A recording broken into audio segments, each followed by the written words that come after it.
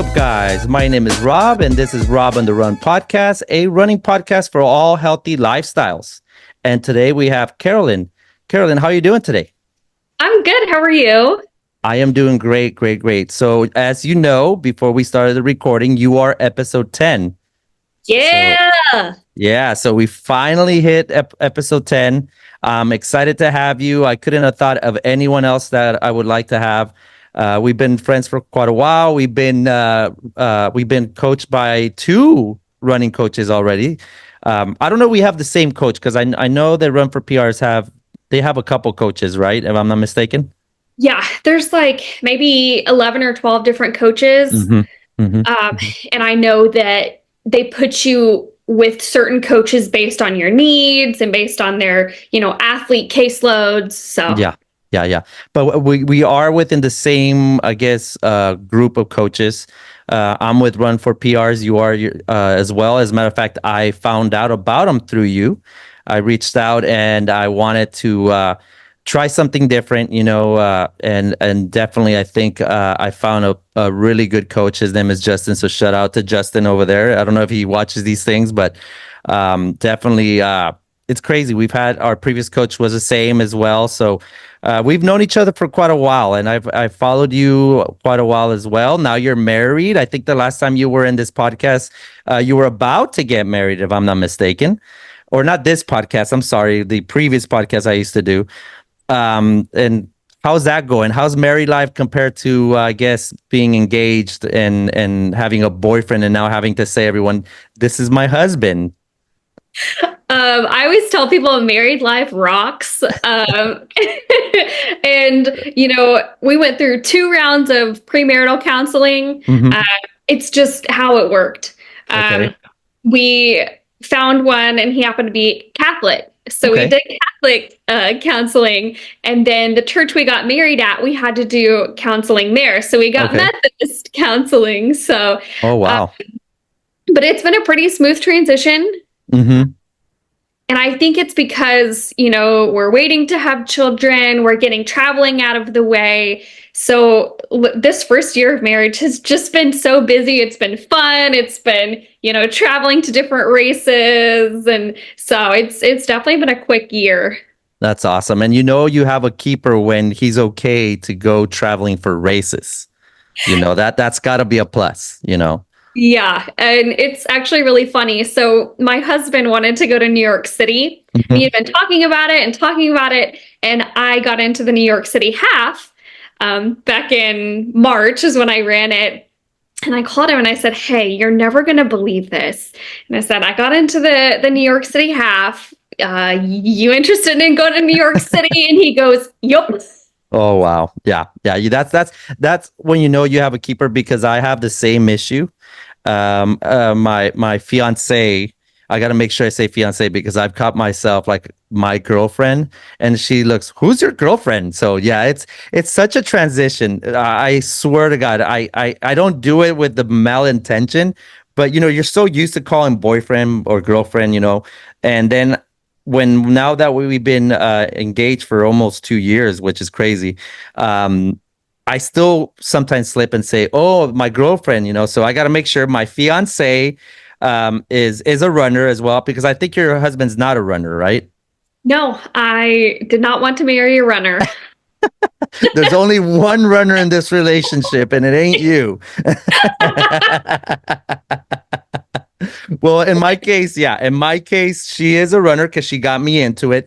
And she's been a trooper because I do the same. Even when we go on places there's no races, I'm always looking for places to run. Like she tells me, we're going to go here. So I said, can I have the address? And she'll give me the address. And then she already knows what I'm doing. I'm looking at Strava to find routes, to find places where I can run and whatnot. And she's like, can't you take a break? Let's go on a vacation and not have to worry where you're going to run. And I tell her, no, like that's the cool thing. You have to, best way of exploring a city sometimes is by running, it's free. it doesn't cost you anything, and it kind of goes with your training plan sometimes. So I think we both lucked out with people that are okay with, making into like a race vacation or run vacation. But kudos to him, and kudos to you that you guys seem to be doing good, because they do say the first year is kind of the honeymoon stage. So hopefully everything goes well, and next year or the year two, y'all are still strong for sure. But let's not make this podcast a marital thing. Welcome to Relationship Advice with Rob and Carolyn. There you go. We just changed the whole thing here. No, but again, congratulations for sure. I know. I remember the first time when you were with Go Ask Your Mom. You were engaged already. I think you guys were already planning it. So now that we have you married and settled already, you're out of the game. No more chasing around or anything like that. So that's awesome. But for the people that don't know you, which a lot of people know you because you're very popular on TikTok. At least I think you are. Tell us a little bit about you. How'd you start running? All that good stuff. Yeah, so I actually did not grow up running. I was a really bad soccer player. I sat on the bench when I was a kid. Mm-hmm. I tried softball. I was benched. I tried basketball in high school, benched all 4 years. And then I got to college, mm-hmm. and I was feeling a little bit anxious. Mm-hmm. So made an appointment at our mental health mm-hmm. facility on campus. Okay. And I was encouraged because I worked for housing, and they told us, explore the facilities. You kind of want to give everybody firsthand experience. Yeah. Go to the mental health facility or the counselor, go to the rec center, all this stuff. So my senior year of college, I decided to check out the mental health facility mm-hmm. or the whole counseling building. Mm-hmm. And I took an anxiety quiz, and I scored a 99 out of 100. Oh, wow. So extremely anxious. And I mean, I thought it was situational. I was a senior in college trying to figure out, what to do after I graduated. Yeah. And so the counselor said, well, I mean, I can't really prescribe medication. I don't think you need it. What could you do that is free? And I was like, well, I guess I could run. And right. I knew some people that were runners, and there was a hall director on campus who was also looking to get into running. And so we started training for a half marathon together. Oh, wow. And yeah, it was the BMW Dallas half back in 2016. Okay. Yep. And I was really slow. We walked most of it, but after that point, I just kind of got hooked. And little did I know, I didn't have anxiety. I had depression. So, oh, wow. yeah. So,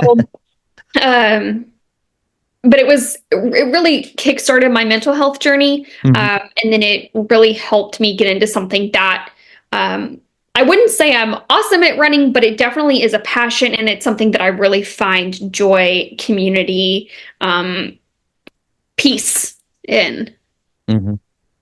That's interesting, because I feel like most of the people that I know that are runners, I would say half of them always start running, or they pick up running as a form of mental health.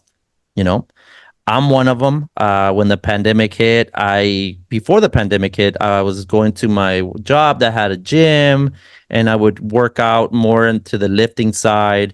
And that was my way of expressing my mental health. It made me feel good.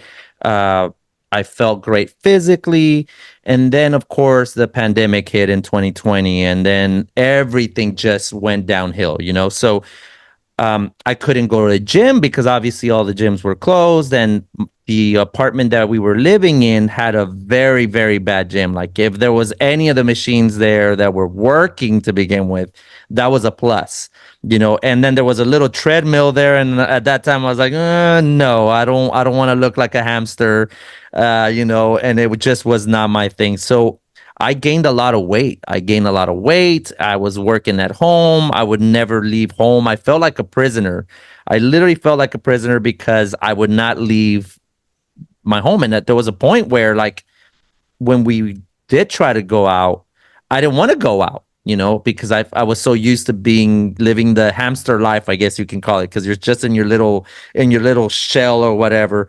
And my mental health took a hit, and then of course I started running, on my own, which was great. I think that's one thing that the pandemic really helped me out, learn to be able to run on my own. And then I started seeing that, that 1 hour of me going outside made a big difference, because I guess, I was working out again. I felt great about it. And like I said, a lot of people that I know start their running journey for the same reason. Maybe they have anxiety, like you said, you thought you had, and then it would turn to depression. Or some people, just have issues with their own self, with their body, the way they look and stuff like that. So yeah, it's crazy how, mental health is so, you know, in pair with running, and I'm glad you found running, because as much as you're saying that you don't see yourself as a great runner, I think you are a very, very good runner. And it's amazing what running has done, and I'm pretty sure that it's done so much for you.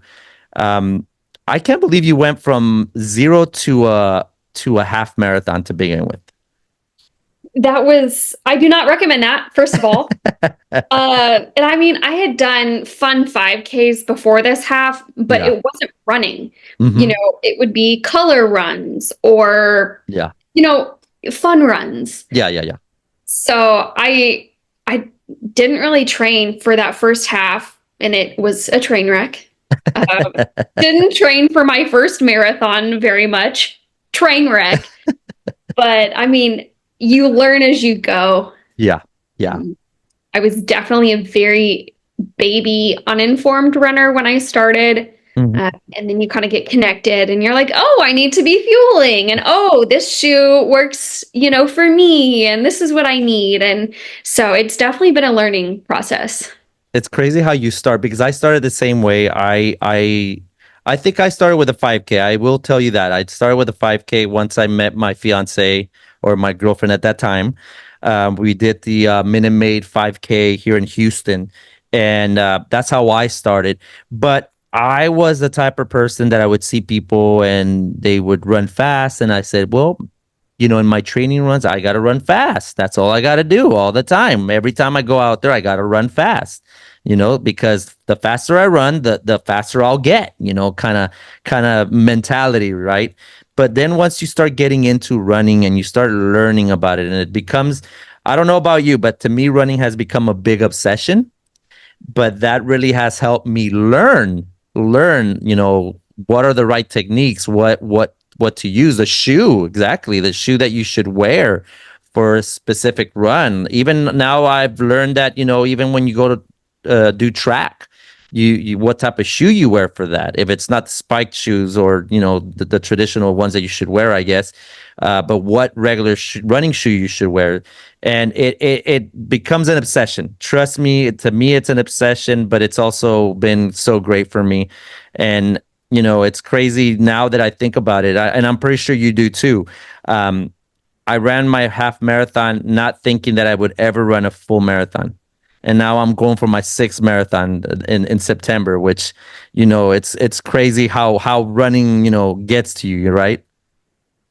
It's definitely addictive. Hmm. And people are like, you know what? I'm one and done on the marathon.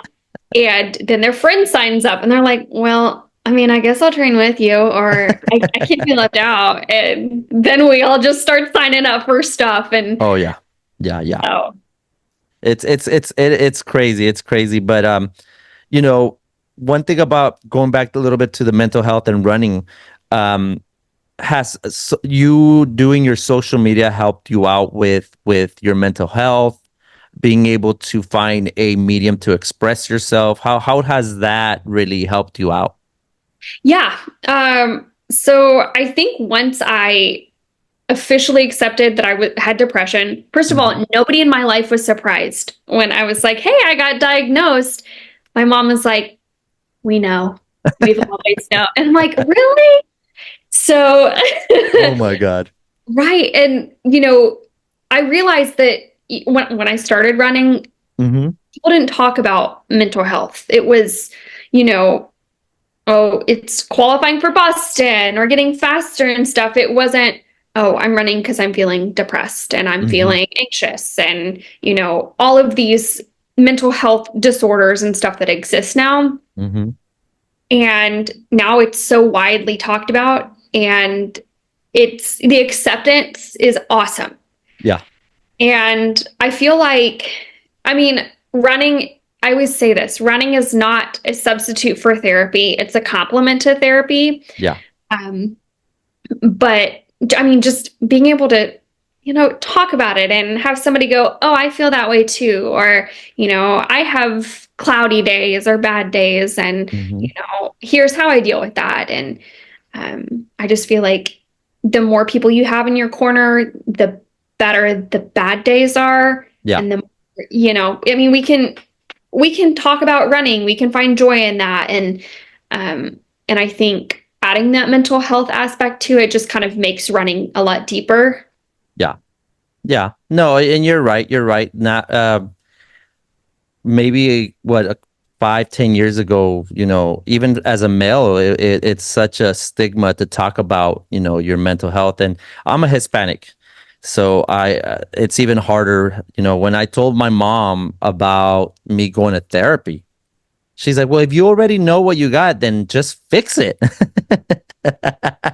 It's This isn't the Home Depot, mom. I can't just fix it. exactly, exactly. And I get it. And I'm not trying to dog my mom in any way, shape, or form. It's just the way most people, Hispanics are raised. You don't need to go throw your deep secrets to a stranger or stuff like that. And I think that's where she came from. She was like, "Well, why are you um talking to that person? You don't even know them." I was like, "Well, maybe that's the part of the therapy, you being able to speak to a stranger and them not judge you for what you're saying, and them taking what you're saying and finding a solution for it.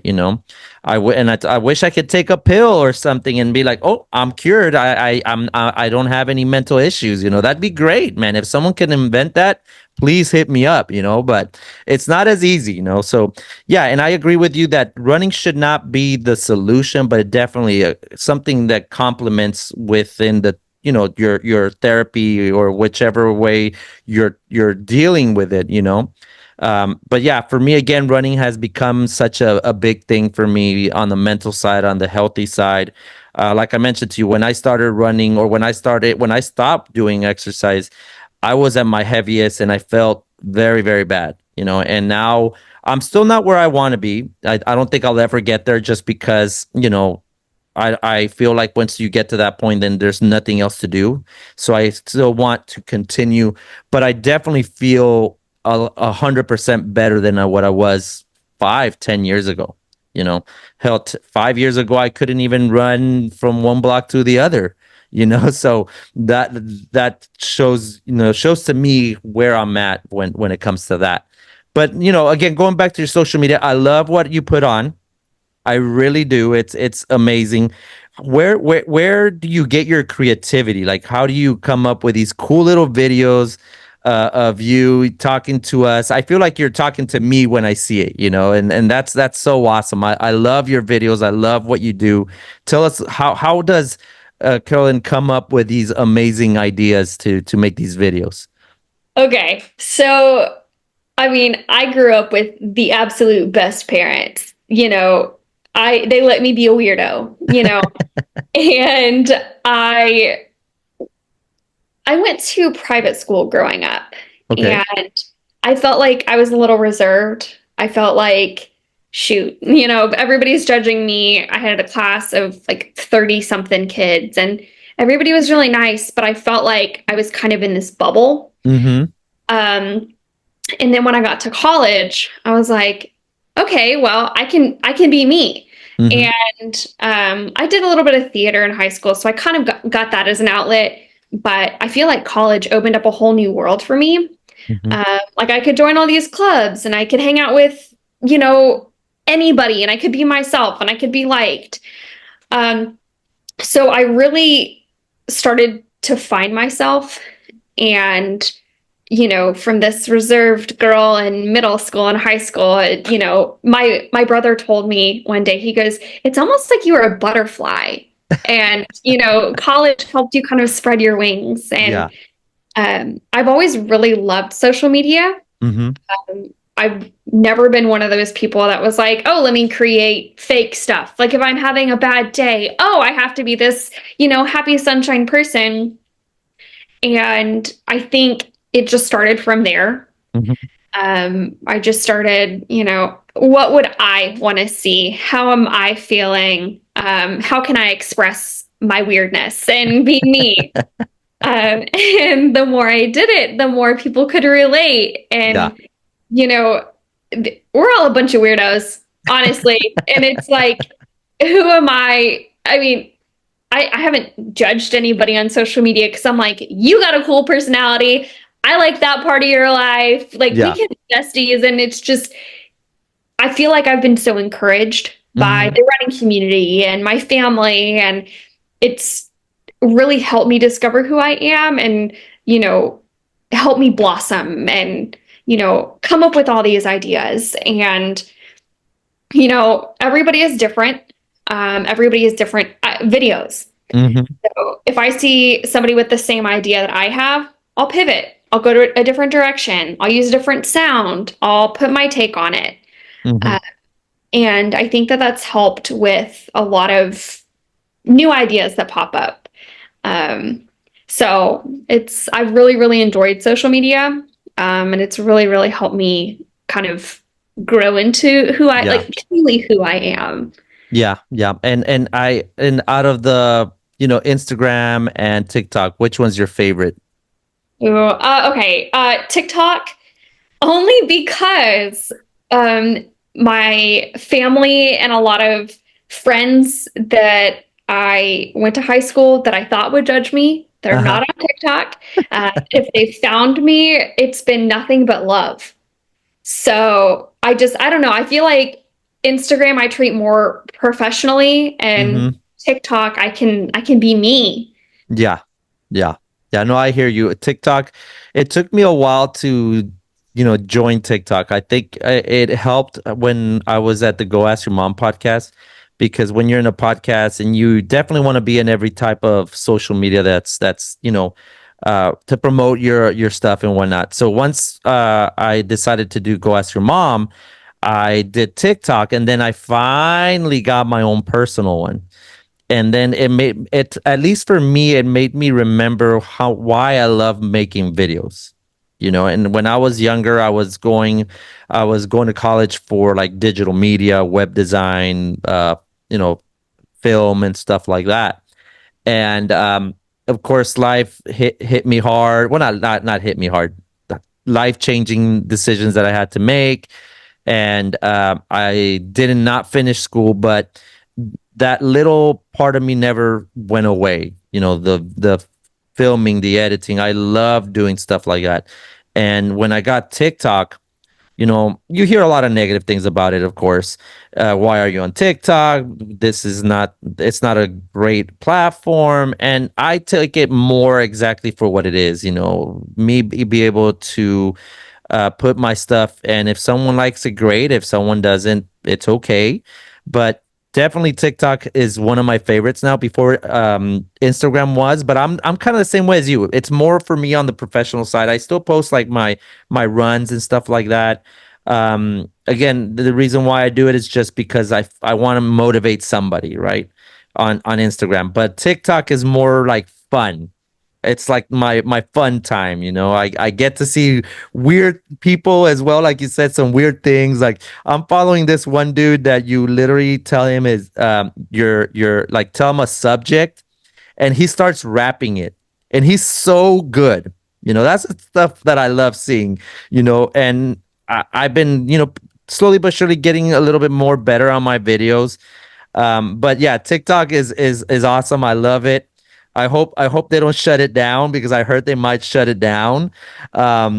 Hopefully, you know, Elon Musk can buy it. Come on, buy it, please. That's what But I'm hoping. but it's so fun. I love watching. Other than me trying to post videos, I do the same thing. I kind of do my research. I look at what's trending or what if I'm doing something that's already been done. Then I kind of like again I pivot. But it's fun. It's fun. I enjoy watching your videos because they're very raw and they're very you know um I can relate to. They're very relatable. Like when I love when you sit in your car and you're explaining about something. I love it. I love it. And you know, I love it that they're not continuous. I like it that you cut it and then you say something, cut it, kind of adding that little extra. But whatever you're doing, it's amazing. It's awesome, and I think that really has helped you out with you know gaining you know getting noticed by you know like for example Brooks is a perfect example you know and I think I told you this last time. I've been trying to get into Brooks and I've failed miserably and I think this is like the third or fourth year that I tried. I'm still gonna try. I'm not gonna give up. They're gonna eventually say, you know what, let's just let him in. Let's just let him in just so he can stop bothering us.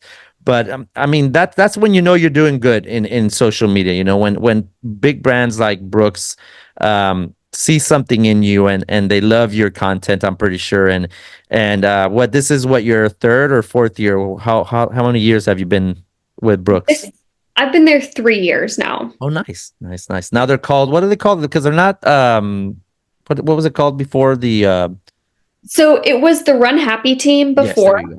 Yeah, and then they kind of rebranded, and they're the Brooks Running Collective now. I like that name better. I Yeah, like that. right. And it's interesting because within the collective, you Hmm. have different tiers.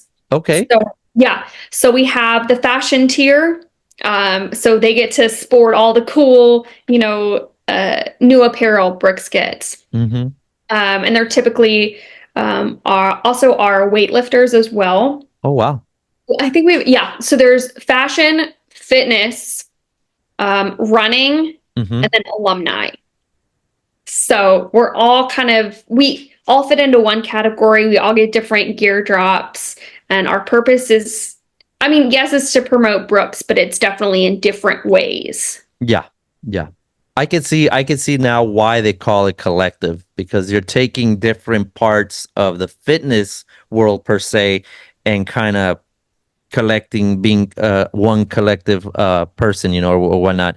That's awesome and it makes more sense with that than Run Happy because Run Happy I feel it was just concentrating on the running aspect you know which is not bad but this collective way is definitely bringing a lot of more aspects more people to like you said promote it because at the end of the day that's number one to promote the brand but at the same time kind of be more inclusive to all the other you know things because just I'm a bodybuilder and I love Brooks you know why am I not in there kind of thing you know so that's awesome and then I'm guessing you're in the running or can you be in different or you know can be in fashion and also in the running or you got to pick one. So they actually funneled us into one of the tiers. Okay. So our weightlifters, our gym people are going to be in the Hmm. fitness tier. Okay. Our fashion is going to be the ones that really like post awesome stuff on social media. They have the angles. Um, Alumni is people who have been with Brooks more than I believe it's 4 years. Okay. And then our running tier is just for, your everyday runner, Hmm. Hmm. regardless of pace, distance, just as long as you run like at anything. Yeah. So I think if anything, if Brooks does listen to this, they should add one more tier, the walkers. I think that would be awesome. they're actually in the running tier. Oh, okay. Well, Yeah, that yeah, makes we sense. have That makes some. sense. Yeah, we've got some walkers. We have some cyclists. We've got some swimmers. Okay. Um, any kind of outdoor activity, I Okay. guess. Yeah. No, that's awesome. That's awesome. And one thing that I love about, and I get to see it through the social media, is when y'all go. I think is it every year that you guys go to California, or do they change it? They change it. One year it was in Utah. Mm-hmm. Last year it was in LA. Okay. And this year it's going to be in Chicago. Oh my God. That's awesome. I that's the part I really get very jealous because I would love to go and just meet different people, from different parts of the country, and I'm pretty sure you can tell me it's pretty fun to get to meet maybe that one person that you collaborate on a video, but now you get to see him in person, that's Yeah. the part I love about it. Tell me your experiences from these 3 years that you've done it, and these trips that you've taken. What have you taken out of that? Um, I mean, the community is fantastic. I mean, I've made so many online friends that, you know, could be super fast runners Hmm. or like cyclists, swimmers, whatever. But the fact that we both wear that Brooks name, it's like, you know what? You're family. It's Yeah. like going to a family reunion and seeing, like, meeting your, second cousin twice removed. And you're like, I know you. Like, we're related by blood. And Yeah. Yeah. um, I mean, I've gotten to try trail running. Um, and just, I mean, running on a beach or, all these different activities. And Yeah. I mean, at the end of the day, these people are, I mean, they're genuine. Literally, it's just like going to a run club and being like, I know you, you're my friend, you can be my running buddy. Uh, and it's just, there's no clicks. And you really get to form genuine relationships with so many people that Yeah. probably wouldn't have ever met if it weren't for Brooks. Yeah, yeah, yeah. And you probably met one of my friends. She's from Houston. Her name is Caro. And I think she went over there. She's a big time Brooks promoter. She loves Brooks.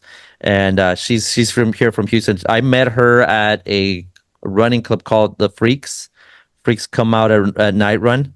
Um, and she is a sweetheart. She's amazing, and she always tells me about her stories with Brooks. And I tell her, I was like, just stop talking about it because you're getting me more jealous, But it's awesome, and hopefully one day I can make it to the group. But if not, it's okay. I still love the brand. I was very skeptical of them at first. I'm not gonna lie, but I think I have my rotation is about 6 pairs of shoes, and I think 5 out of the 6 are now Brooks, and I finally found the right pair of shoes that fit me, that feel good, that work out for me, and they're definitely doing some good things over there, Brooks. I love their shorts. Their shorts, some other shorts I've had for a while, and they're usually my go-to long run shorts, and they're amazing. So just keep on the good work. But you did mention that they're going to be in Chicago. When is that going to be? So it's in September. Okay. So I'm going to be in Chicago September I and know. October. Oh, wow. Yeah. How's that going to work out? Um, so here's my plan. I Okay. think I'm gonna, do all the touristy stuff with Brooks, explore the city. And then when it comes time to run the marathon, I'm gonna fly in, I'm gonna sit my butt on my hotel bed, do nothing, and then get ready to run the race. That's awesome. That's awesome. And speaking about that, um, how's your training going for Chicago? Because you've already started, right? If I'm not mistaken. Yeah. So that was a journey. So right after Chicago last year, Mm-hmm. I decided to pivot and get a new coach. I mean, I was very pleased with Chicago. Mm-hmm. Uh, I learned a lot about that training cycle. got a new coach, and she said, "You need to take a break." And I said, "Excuse me? What? Excuse me? A break? What?" And she goes, "When was the last time you had an off season?" Because I had done Chicago and then immediately ran into training for the Houston Marathon. Mm-hmm. And I was like, "I don't know. I don't think I've ever taken a break."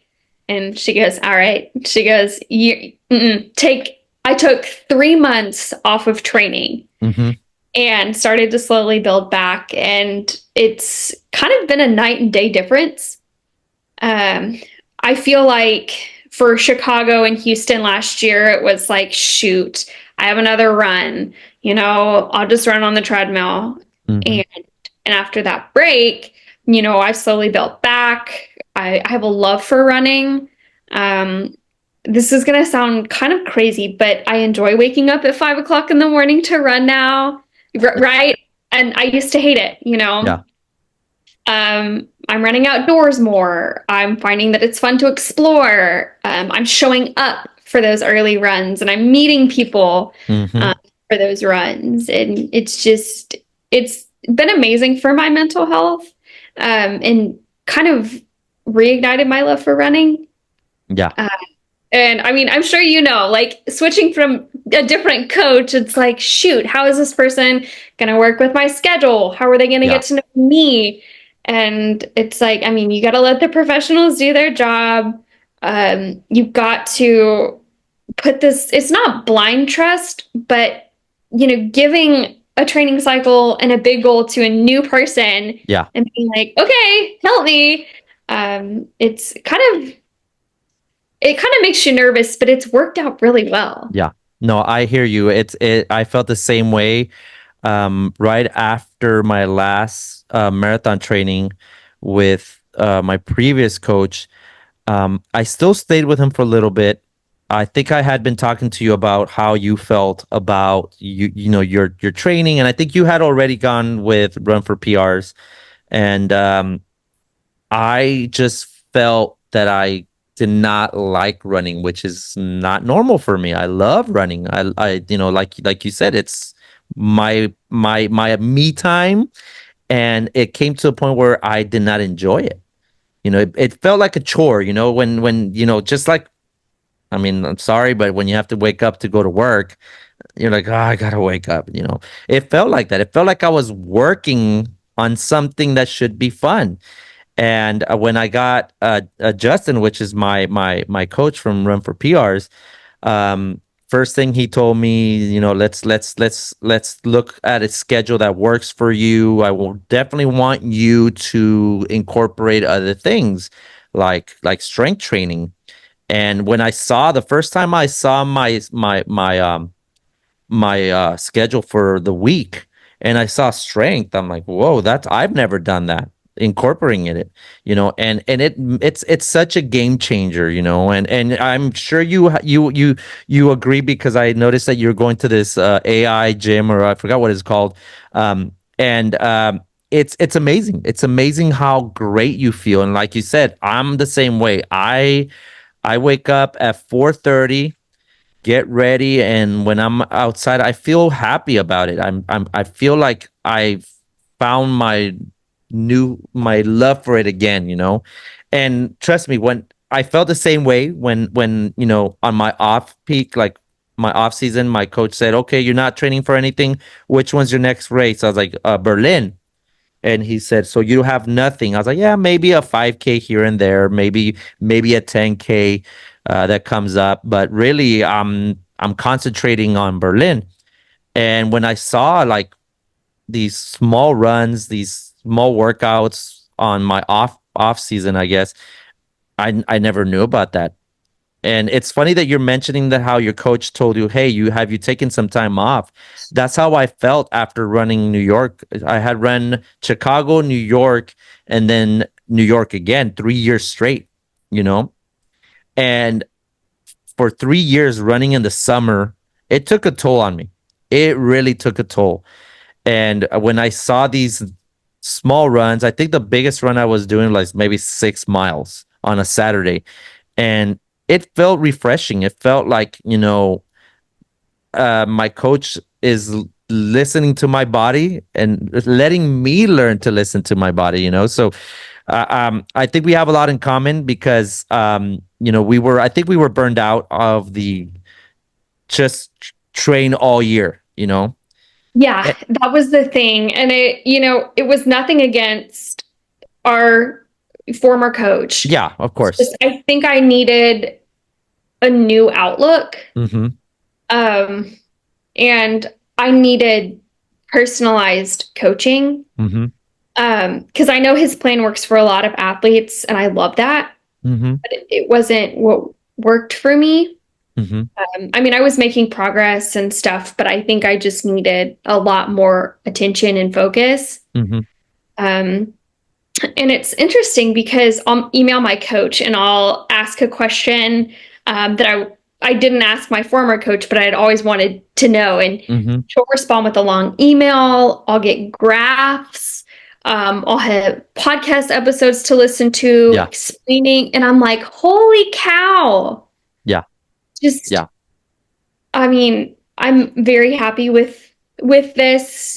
It's humbling, honestly, Oh yeah. because my paces that my new coach gave me are way slower than what I was running. Mm-hmm. And she goes, "That's fine. You're still going to hit your goal." And I'm like, "What?" And she goes, "Trust me." So it's definitely been a huge transition. No, it has. And I actually, funny that you say that. I've noticed that too, because like, for example, on my Thursday runs and my Monday runs, for me, they're 4 miles each, like 4 miles on Monday, 4 miles on Thursday. And on the description, very, very clear, like don't, it's an easy run. Make sure that you can keep your heart rate at 155 or less. And I never actually trained that way I never thought about, of course I think about my heart because you need to make sure it's working the right way. But in a training run like that, I never thought about it. And now I'm very conscious, like I'll run and I'm looking at my watch. Okay, I'm still at the right, heart rate, and yeah, my paces, I think my even my long run paces, I think I'm pacing sometimes at 10:30 pace, which I never thought I'd be doing, So it's interesting how things change for sure, and how different perspectives work, And again, nothing against our old coach.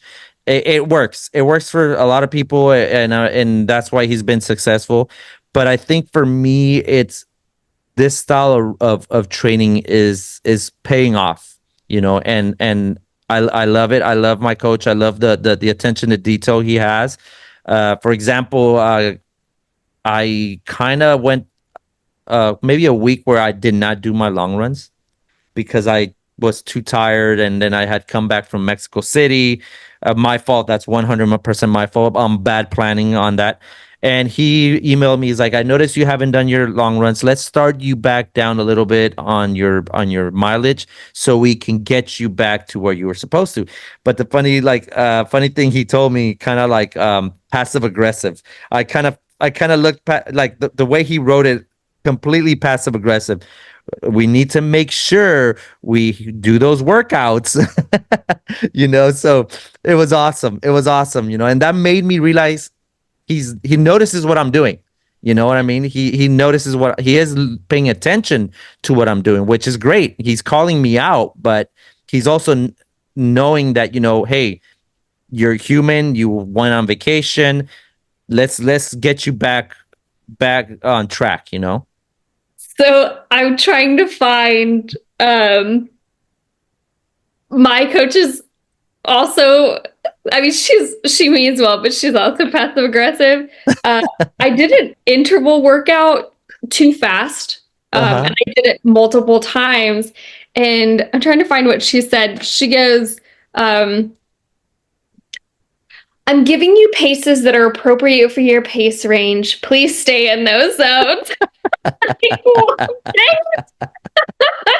And I mean, she's amazing. Yeah. And if I have a bad week, she goes, "Hey, let's restart. It's a new Mm-hmm. week. You've still Mm-hmm. got time." And she's my biggest fan. Yeah. But man, those if I do my threshold workouts or, add in pace work where I shouldn't, she goes, great effort, but let's stay in the zones I gave you. I was like, okay, fine. And I'm guessing this is all in a text or an email, right? Yeah. I Yeah. I really like the voice that you're imagining. I'm pretty sure you're imagining if she was in front of you, that's how she would sound, right? It's so funny. I was trying to look back at my workouts where I absolutely demolished um, a workout, and Yeah. she was like, "You went a little too fast. Slow that down." And I'm like, "Well, crap." Oh my Oh God. yeah, I was trying to impress you, but I guess I didn't. I found the message. Now remember, for threshold workouts this week, no faster than prescribed paces. Those workouts we want to keep from exceeding and going anaerobic. And I was like, first of all, you just sounded really smart. You sounded really supportive, and you called my butt out. Thank you. I can't even be mad. Thanks, coach. Oh my God, that's awesome. Yeah, my coach has done that a couple times. And it's funny because on the app there's an option to like leave a comment after your on your workout, and I've gone a little bit faster on some of my paces, and I'm really fast. I'm so sorry. I need to learn how to keep my pace or something like that. Like I feel like I have to justify myself before I get scolded, But yeah, it's awesome. That just shows like just what you read. It shows that they're paying attention. They're not just taking your money and saying, "Hey, go at it. If you go faster, go at it." So that's awesome. I like that, and thank you again for introducing me to this group. It's an awesome group. It's awesome. I love their podcast, by the way. When I go on my walks with my dog at lunchtime, I usually that's what I listen to if they have a new episode, and I've learned a lot even through there. So they're definitely very well equipped with things to learn. They even send you emails. That's the emails that they send you, like about running in the heat and stuff like that. So I mean, if you want to find a group of coaches that really have your best interests in mind, I think it's them so far, and I'm excited to see what I can do in Berlin, and I'm excited what you're gonna do in Chicago, because in your podcast I heard that you and your friends over there are going to Chicago, all of y'all, and all y'all have a pretty nifty goal. I heard that, and that's awesome. So, trying to go for Boston, I hear. Yeah. And honestly, I mean, that was my goal for Chicago last year. Mm-hmm. But I just feel like I was so burnt out. I didn't hydrate until mile 15 of Chicago. Oh wow. I think that was due to just extreme burnout. Yeah. Um, and I told my coach, I said, realistically, do you think I can Boston qualify based on my Chicago time, based on fitness? And she goes, yeah. She goes, let's make that your A goal. And this is, I mean, my coach, she ran for University of Wisconsin. Okay. And I mean, so she knows her crap. And Mm-hmm. it's like, all right, if you say I can reach a goal, then I'm going to put my nose down and we're going to do it. So I feel like this training cycle is going to be my best shot and Yeah. my most realistic shot. And what's the times that we need to hit here? We want to hit at least a 3:30 or faster. Okay. But it's really hard because with this heat and the paces that I'm running right now aren't indicative of a Boston qualifying time, but my coach has never changed the goal. And she's like, you're doing great. You're on the right track. So Believe in the process. Believe in the process. I struggle with that. It's like, I want to see the end of the process now. Like Yeah. I want to be at the start line. I'm ready to get this business done. And That's not how it works. I get you. I get you because sometimes I feel like that, and I'm not going for a big PR. I'm just trying to improve a little bit on my time. So New York, I finished it in 4:30, which was my best time. Ironically, faster than Chicago, which is flat. So I told my coach if I can do a 4:25 or better, I am a happy man. Anything under 425, hell, 420, for even if for some reason all the everything aligns the right way and I put a rocket in my butt and I can get it down to 4 hours, even better. But my mentality is 425 or better. I'm happy, you know, and I'm working on that, and it's hard, and I think it's where you were saying earlier, you're putting your faith of your goals to a new person, and you're like, as much as I want to believe you, I I've been training this other way, and it's so hard to change that, in just less than a year, so I get you, but I'm trusting the process. Trusting what my coach is telling me, and I know that he's gonna get me at the right mentality. I think with me it's more the mental part. I know I can run a marathon already because I've done it several times. It's the mental aspect for me. The fighting those demons when you're hitting mile 20 and you're like, oh my God, just get me the F out of here.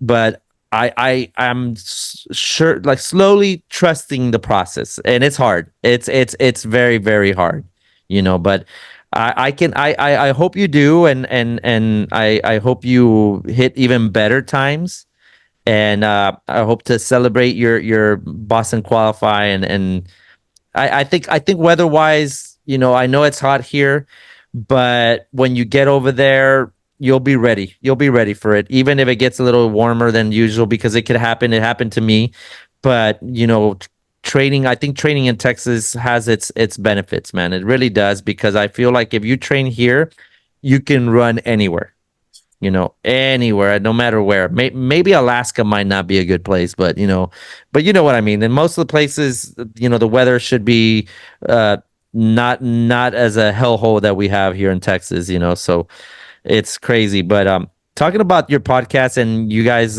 putting your goal, talk to us a little bit about your podcast. Let me see if I get it. Run Talk Live. Yes. Yes. So that was interesting. So the three of us met on TikTok. And I got this DM one day, and it was like, hey, would you like to go live on TikTok with us? And I mean, I'd watched these guys' videos, I had commented and stuff, and I was like, what? And so the three of us started going live on TikTok on Tuesday nights. And, it was really hard to do it every Tuesday night. It was just a big time commitment. And so one of the guys said, what if we had a podcast? And I didn't even know how to respond, because I mean, podcasting, that's even way more public than TikTok, because you're on multiple apps. And one day we recorded, and here we are over a year and a half now. Yeah. And it's weird. I have people coming up to me. Somebody I ran with last weekend goes, hey, I listened to your podcast. I had a question about an episode, or I wanted to talk about an episode with you. And a lot of Floridians listen to our podcast. Nice. Yeah. I mean, one of our guys is in Florida. And Okay.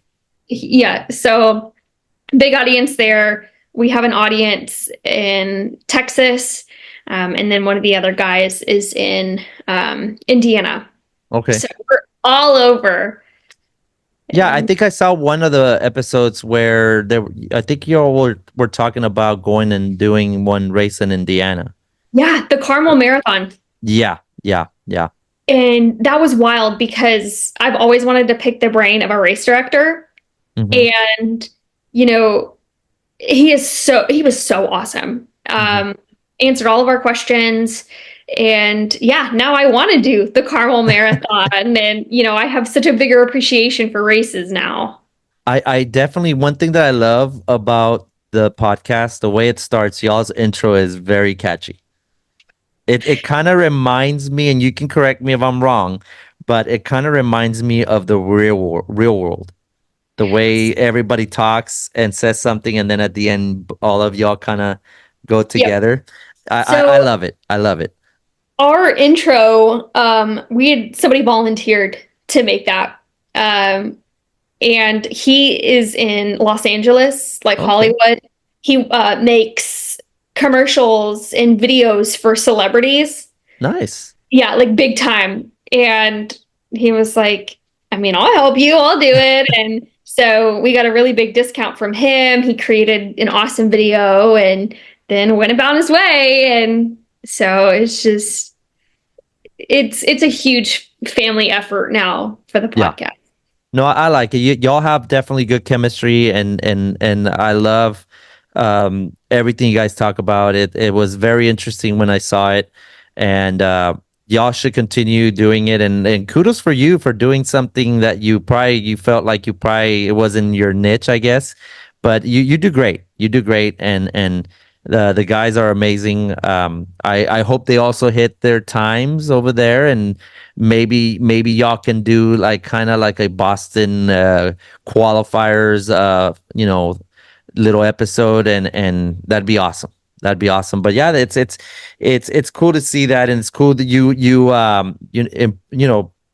throwing yourself out there. That's awesome. And trust me, I felt the same way when I did Go Ask Your Mom with my friend Sab. I felt so uncomfortable the first episodes. It felt super uncomfortable. I felt like I couldn't talk, you know, um just looking at yourself, because us doing this, I'm looking at myself, and sometimes it freaks me out because I rather not see myself, but it's not easy. It's People think podcasts are easy. No, they're not. They're probably one of the hardest things you can do, just because of the way the format that you do it, but yeah, the Run Talk Live, I love it. It's You guys have a lot of good content, and yeah, like I said, that intro is awesome. Is really, really cool, and again, kudos to everybody. But Caroline, I don't want to take too much of your time. Definitely.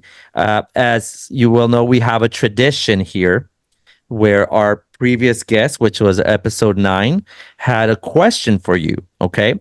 So we'll give them a little bit of time here to, ask the question, and then you'll come right back in here and answer the question as best as you can. Okay. Okay.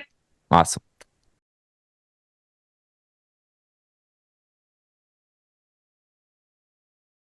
Okay. So what I would tell myself 10 years ago is um, don't wait too late to get into running. Like, I mean, you're not the best at sports, but running is such a personalized sport. Hmm. Um, and it's an individual sport. So you may suck at basketball, but you might not suck at a marathon, or you might not suck at a half marathon. Um, and I would just tell myself, let your freak flag fly. Be a I love weirdo, it. you Love it. know? Like just be you. Don't allow, you know, a high school class or even college Hmm. people tell you how to be, put you in a box. Hmm. Just just be you, and be okay with that. And also get some therapy, sis, because you're depressed. Okay. I love it. I love it. I love it. And it's funny that you say that, because when you're saying that you're not a good athlete, I wasn't a good athlete either. I was Like, horrible. Um, Baseball. I tried baseball. I love baseball. It's one of yeah. my favorite sports. No matter who. I'm a Padre fan. I grew up in San Diego, but I live here in Houston, and I go to Houston games just because I love the sport. I love watching baseball. But playing baseball was a different story. I was afraid of the ball. I Oh was no. afraid of the ball hitting me. So I would, you just imagine a little scrawny little kid just getting really small and just waiting for the ball to come. And my coach knew that I did not like it. My parents forced me to do it because my brother would go and he loved baseball. He's a natural. He used to play any sport that he would pick up, he was good. So he was a natural. So because we would have to go the weekends, right? I would have to go and I would just sit there and watch my brother play. And my mom would say, "What are you doing? Like sitting there? Go play." So she forced me to play, and my coach knew that I didn't like it. So I gotta tell you, my baseball coach is a legend because he went up to my parents and he said, "We're gonna have to cut him. He's just not that good." Oh, But that's what my parents needed to hear because if I would have come and told them I don't want to play anymore, they probably said, "Nope, you're playing. I don't care what you say." So when my coach said it, my baseball coach, they're like, "Oh, okay, well, I guess he's fine," But baseball was bad. Soccer was okay, but basketball, nope, nope. Golf, horrible. So the only other thing that I can think of that I could be decent was running, and running, it's you against you. So it's not like you're running against the most fastest person, elite runner over there. It's you just getting better on your time. Like if you ran a 25-minute 5K, try to beat that. So it definitely running has been my niche. So I feel you on the part that we're just not that good in sports. Just oh my God. I think I did it. Yeah, because my brother played sports and he was better than I was. And I was like, well, I mean, I get out of class early for games and but yeah, I was damn so those brothers that ruin our lives by trying to make us play sports, man. I tell you. But yeah, it happens. But we've luckily found something. And if I were to ask myself 10 years ago, I probably would say the same thing. Why haven't you picked up running? You know, it's crazy. I picked it up 5 years ago. I think it's almost 6 years, and it's been the best thing for me. So I'm glad we both found it. Maybe it was meant to be at the time that we found it, and it's great. But the last thing we need here is a question for our next guest. Do you have a question? yes. Awesome. Go ahead. If you could have dinner with any runner, past or present, who would it be and why? I love it. And part of the tradition, go ahead and answer your own question. Okay. Um, honestly, Prefontaine. Yes. I want to sit. I mean, R.I.P. He was gone too Yeah. soon. But he left this huge legacy. Mm-hmm. And from what I hear, he was such a down to earth guy. Mm-hmm.